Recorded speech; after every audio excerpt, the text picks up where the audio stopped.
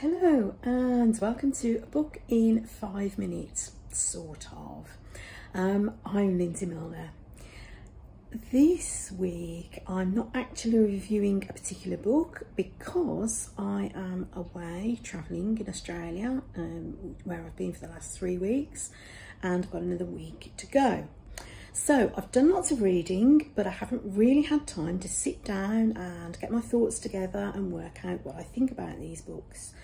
So what I thought I'd do is just give you a little bit of a preview and tell you which books I've read, which ones are coming soon. So first off, I read one on the ebook, the electronic book, easy enough because I don't have to carry it while I'm travelling. And this is called Radical Acceptance, and it's written by Tara Brach. And essentially, this is kind of a look at Buddhist philosophy and how we learn to accept what is. It's about meditation. And I quite liked this book, but in a lot of respects, it was a little bit too spiritual for me. I don't know if spiritual is the right word, but it was a bit too new agey, focused on the complete Buddhist experience, which I just don't think I've got the discipline for. The second one that I read, oh, sorry, excuse my fingers. I do need to swap hands to show you. The next book that I read is called The Book You Wish Your Parents Had Read, and Your Children Will Be Glad That You Did.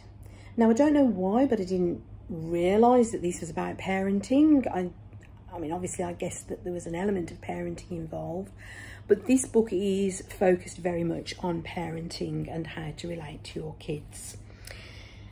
The next one is, it's called Untamed, and it is subtitled Stop Pleasing, Start Living.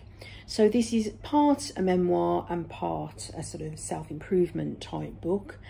It's written by Glennon Doyle, who's a US author.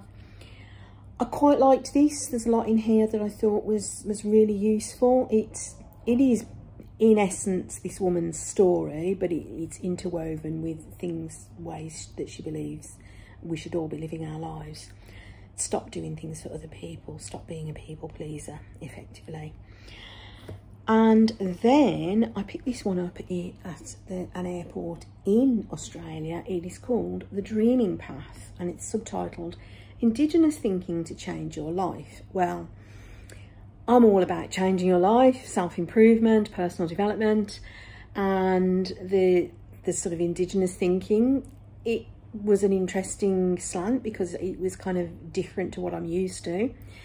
It's written by Paul Callaghan, who is an Aborigine, but has worked very much in the sort of Western commercial and public sectors, and he's written in consultation with Uncle Paul Gordon, who is also an Indigenous man, and the two became friends. And there's a lot in here about the wisdom of the Aborigine way, the sort of Indigenous thinking, the way they traditionally lived their lives.